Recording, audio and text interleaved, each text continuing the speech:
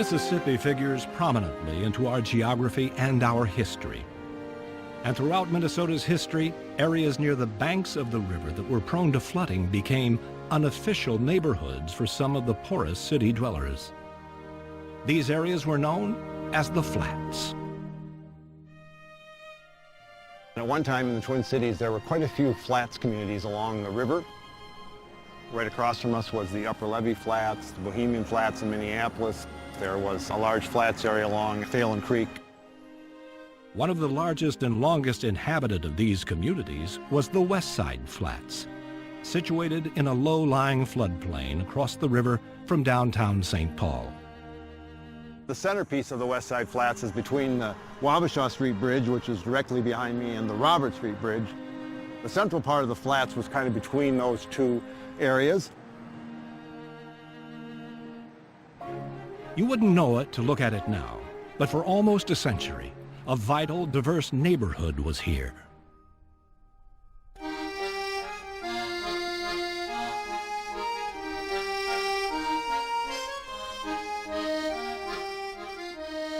The history of the West Side Flats is in large part the story of Minnesota immigrants in the first half of the 20th century. Some of the first to make their home here were Jewish refugees, fleeing the pogroms in Russia in the 1880s. One study indicated that in 1915, 70% of the households on the flats were Jewish. That later became a primarily Mexican-American community. There were kind of waves of immigrant groups who lived on the flats. Just down the hill from St. Paul's thriving West Side, the flats were where many of the families and businesses here first put down their Minnesota roots. Well, where we're standing right now is currently an industrial park, but back in the time when we were growing up here, this is approximately where my home was. Next door to us were the Estradas, and on the corner was the Vasquez's. And if I close my eyes, I can look across the street and see where the Buckmans lived. I was the first one from my family born here. My family came out of Kansas and then went up to Chicago and moved here to find employment on the railroad and then ultimately at the packing house, Armour's Packing House. The meatpacking plant where both Don Luna's parents worked was in nearby South St. Paul. But there were a number of successful businesses, both large and small, located on the flats themselves. The Waterous Company, which made fire trucks, American Hoist and Derrick. Probably the one that would be best known to most people was the Toll Company, which made the original log cabin syrup and came in a little can that was sort of had the log cabin motif going. Over on this corner here, we would have had the New Ray Theater, a movie house where you could watch a movie for a dime, and we got to see all the cowboy movies and everything. And then across from there was Casa Coronado, the only Mexican restaurant in the state, I think, back then. And then on the other corner, which would be probably right behind me right now, would be Our Lady Guadalupe Church, the oldest established Catholic Hispanic church in the state of Minnesota. The flats became a true melting pot in the 30s, 40s, and 50s. We were known, I think, primarily as a Mexican neighborhood, but most of the businesses were still owned by people of the Jewish faith. We also had Native Americans that grew up here. We had African Americans that grew up here. We had Lebanese and Syrian people that grew up here, as well as white families that lived here too. We all came here under different means and in different vessels, but in the end we were all in the same boat. And that boat was that we were poor and we shared that. Living conditions were basic. Many people lived in tar paper shacks. Plumbing and electricity were spotty. But despite its poverty, the West Side Flats was a vibrant, close-knit community. Everybody lived right on top of each other. I think it brought connectedness for us. We were very, very close. Ethnic foods, traditions, and music intermingled. And the music that came out of the West Side Flats was as vital as the neighborhood itself.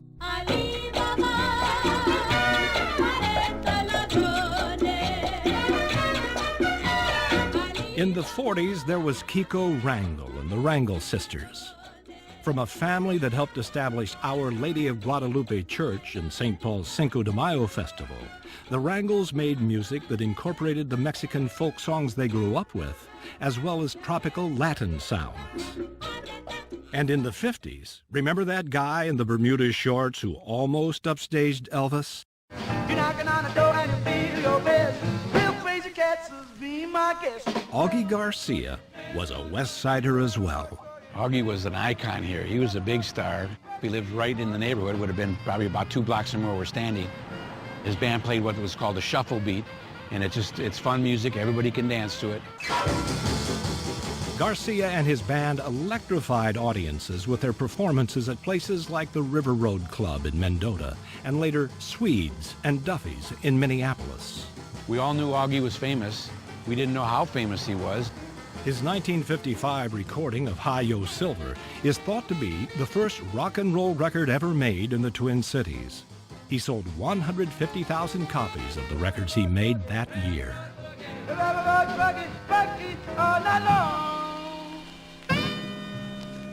Hey, baby, be my guest. Concerts, of course, were a staple at both auditoriums, with everyone from Django Reinhardt to Jimi Hendrix appearing over the decades. But few were anticipated to create as big a turnout as Elvis. It was 1956, the year the 21-year-old heartbreaker broke through on the national scene. His back-to-back auditorium concerts here, his first in the region, were expected to draw 25,000 to 30,000 people. Maybe it was because it was Mother's Day, or because there were tornado warnings that day. Whatever the reason, the Sunday afternoon Elvis concert at the St. Paul Auditorium was a far cry from the operatic record breaker there 37 years earlier.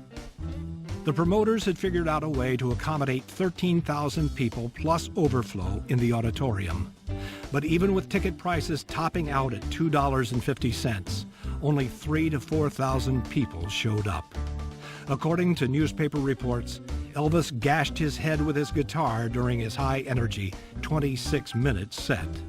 And apparently the opening act, Augie Garcia, a local rock and roll idol from St. Paul's West Side, was a little too high energy for Colonel Tom Parker's taste. Elvis's manager yanked Augie and his band off the stage early, fearing he'd outshine the headliner. The biggest challenge of living on the flats was the annual spring flooding.